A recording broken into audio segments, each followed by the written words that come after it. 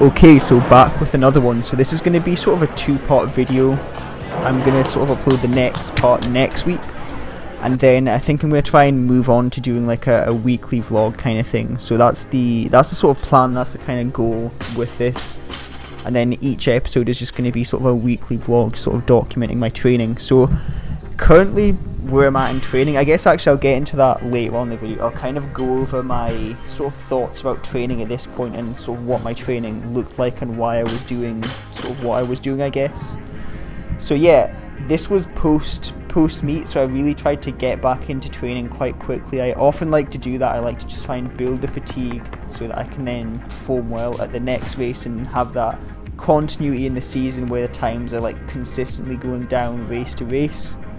So that was sort of the goal with the training at this point, was just to try and start building that fatigue, because the plan was to go and compete in 1 week time, from not really from this day, but the plan was to compete next week anyway. And what ended up happening was my Achilles was feeling a little strange. So it actually felt a little strange after the race. Like we'd sort of walked around this like shopping mall for not really a whole day, like a couple hours. I don't really know if that played much of a role in the injury, but one thing was the socks that I were wearing the day before and the day of, they had, like both of them had this, like they didn't really have any padding on the back of them, and it was like rubbing against my shoe the whole time.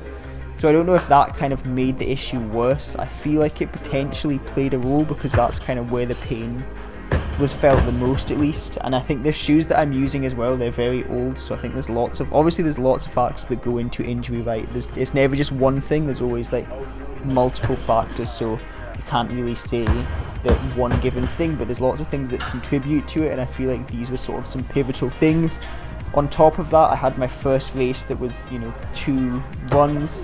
I should have just been more cautious after doing that. I think it's sometimes just a foresight that I guess you don't see, or you can kind of clearly see it after doing it, but then in the moment you're maybe your judgment is clouded, obviously, and obviously hindsight is 2020. So yeah, that's where I was at. I kind of felt this slight pain when I was having dinner with my cousin, and then I went to bed, got up in the morning, was feeling like sore all over. Like typically after a meet I will feel like my lower legs will feel fried, like just pretty much every muscle in my lower body, even my core sometimes, my upper body can sometimes feel a bit sore from it as well. Just like sprinting is a really good whole body workout, so generally you will feel very sore if you're pushing past your sort of limits that you're able to achieve within training, which obviously I had done with the meet. So yeah, I wasn't really thinking much of it. I then obviously had Sunday as the rest day. I think I had Monday, and then Tuesday was the day that I got back into things. So I think on Monday I'm pretty sure I did some like body weight stuff, some like really general kind of recovery stuff, nothing too intense. And then on the Tuesday you see the session that I did, which was those like hill sprints at the start of the video, and then I did the lifts as well. And during that session, my calf beforehand, my Achilles was feeling a little bit tender, but I've never had Achilles issues, so I wasn't really thinking too much of it. I was like, maybe this is just like some small little pain that's just going to dissipate over the week because of the race that I've just competed in. I didn't think much of it, so I was like, right, we'll just do the training and then I'll sort of see where I'm at after that. Did the training, then had like a kind of easier day, and then I went back and did another session on the Thursday. So what I realistically should have done is just let my body settle a bit more. It was my first time running 2 races this season, like back to back, and my body wasn't used to that, so I should have just let myself have a bit more recovery. But as I say, I just didn't have the sort of ingenuity, and I messed up. I hold myself accountable for everything that I sort of do in training, because at the end of the day I have to make the calls on what to do on a given day. It can't really be someone else making the decisions for me. It has to be what I feel is right in a given circumstance, and I hold my hands up and say I was completely wrong with my calls, and hopefully you can learn from my mistakes, be a bit more smart and proactive about these kind of things. So yeah, then fast forward to the Thursday workout. It was speed endurance. I think I did 5 or 6 reps of 55 meters, and the session was terrible. Like the quality of reps, I don't think I got above like 9.4, 9.5 meters per second as like a peak instantaneous velocity, which is like dreadful. Like that's not where I should be as an athlete. Just, yeah, that's just like very bad, even kind of considering the fatiguing circumstances. Like, I should be running a lot better than what I was. But my calf felt really sore during the warm-up. Again, I was just kind of like training through it, being a bit stupid, and that was then the issue. So I then sort of just continued to train through it a little bit. I decided to kind of like cool off because it was after that Thursday session that my calf did feel like really sore. Like, I got up in the morning and I could like I was like struggling to walk because of the pain, and then it sort of dissipated over the morning. And yeah, for the next few days it was very sore after that, so I was like, right, I need to really like lay off it. I'm pretty sure this is Achilles tendinopathy. So I then, talked to John about it. We come up with like a plan, try and get back to training whilst still maintaining some good volume, trying to build some capacities so that when I get back from this Achilles issue, I'll be ready to go and perform really well. Well, that was the plan at least. So at this point I still did have a little bit of lingering knee pain that I was like, I think it's part of me is always just like scared that I'm gonna detrain too much and like lose the qualities, so then I want to like push really hard even if I am injured, and that's sort of then what inevitably would get me injured to a point where I could potentially like lose these qualities, which is kind of the situation I'm in currently, which I guess I'll explain either later in the video or in the next video. And yeah, that's kind of where I was with things. So I was like trying to still do this really hard training plan with this knee pain, and like each session it would get like slightly flared up and then it would go back down, slightly flared up, go back down. So it just kept getting like worse and worse, but like not really at the same time. Like week to week the pain would probably stay in sort of the 4 range, but I think I'm so sort of used to the pain that it's just like I'm desensitized to it. So maybe my kind of 4 to 3 pain would really be like a 5 on the knee pain scale. And I feel like I kind of like lied to myself almost. I'm like, yeah, I'm like good enough to go and train and do these kind of like very knee dominant exercises, these like unilateral things that are putting a lot of load on my knee. So yeah, I also had that, and I then got to a point where I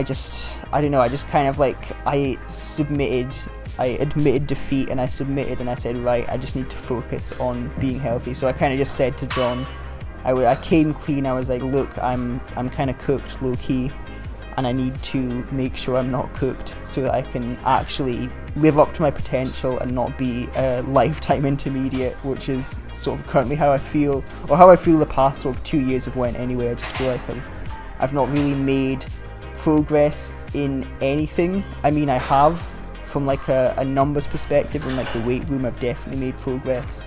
From like a body weight perspective, even from a sprint perspective to an extent, but it just feels like very insignificant improvements and not really a reflection of what I know that I can do.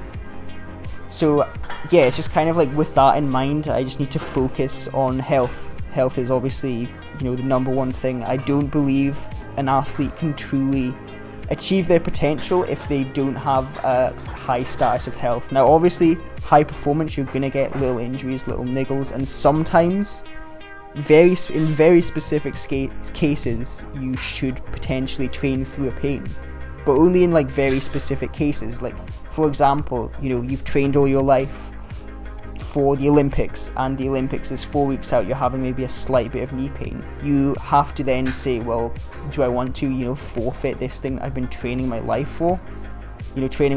for, and then you make the decision on what the best path is. And yeah, as I say, just very specific cases where you would maybe want to train through pain.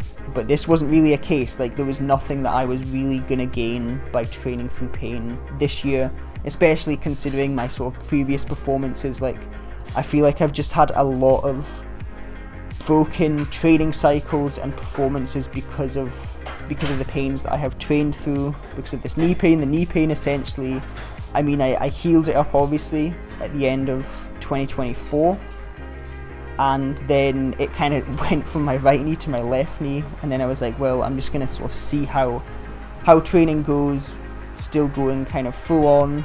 There was sort of a lot of issues that I explained in the last video, which sort of like led me to where I'm at today.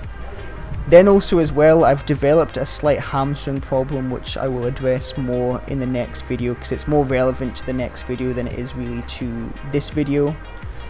But yeah, I was still training, these clips here, me still training quite hard, and then it was after this week that I then moved on to more of the rehab training. So when you have an overuse injury, it's important to train a lot differently to how you would want to train when you are training for peak performance. So I really needed to focus on just like moving slow so that the tendon can adapt to that. So slow strength, there's lots of research. If you want to check it out, look up Jill Cook tendon continuum.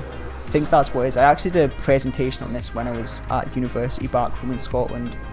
And essentially slow strength realigns the collagen fibers, and slow strength as well, you can train more of the tendon cells that don't get trained when you go fast, which is a big reason why people think that, or a big reason why, you know, researchers think that that like training fast doesn't really help the tendon in terms of even like stiffness and stuff as well. Like you have to train slow to stiffen the tendon, you have to train slow to activate those tendon cells. So yeah, that's what the training looked like. It was just a lot of like slow strength stuff. At this point, John still hadn't updated the training for the sort of rehab cycle that I'm currently in now, that you will see in the next video. That'll be sort of the first week of me officially sort of starting it, but I was following along with some of the older training that I had once done when I first started THP, but I did change one exercise. I wanted to try and see how slow strength worked with sort of a unilateral exercise. I've done this in the past actually. I think in 2019 before dunk camp when I was injured, I tried to do some slow single leg squats when I was a lot weaker, and I can't really remember how it went. I didn't really track it as much. I don't think I even have any footage of this. I just have like the memory of doing it, but I wanted to try it again, and I think the reason John doesn't plan it is probably because it is a little bit intense to just have this like single leg training, and it makes perfect sense why you maybe wouldn't want to do that sort of training in an early stage of rehab. Obviously like later on it's important, but yeah, that was like another issue I had, was my quad was kind of tight because I'd like pulled my quad. I tweaked it slightly. I wouldn't really say I pulled it. I tweaked it slightly in October, and then I just seemed to have these like issues in my left quad, and that's where the knee pain is as well. And I think it's probably because of the imbalance in sort of like muscular strength is why I have the knee pain in this knee specifically as well.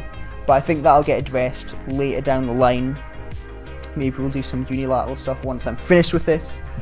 But yeah, hopefully this video wasn't too all over the place. I usually just try and film these in one take, and I don't really like to stop because, I don't know, I just like to just get my thoughts out, just, you know, regurgitate my thoughts on my current training. So hopefully this video was somewhat useful to someone, and if there's anything that you think I can do better, let me know in the comments as always. But yeah, hopefully the video was insightful, as I say, and hope everyone has a good week, and stay tuned for the next episode where I go a little more in depth. But the next episode, I will warn you, is very boring because it is literally just slow strength and some like drop jumps. So be on the lookout for probably one of my most boring videos yet.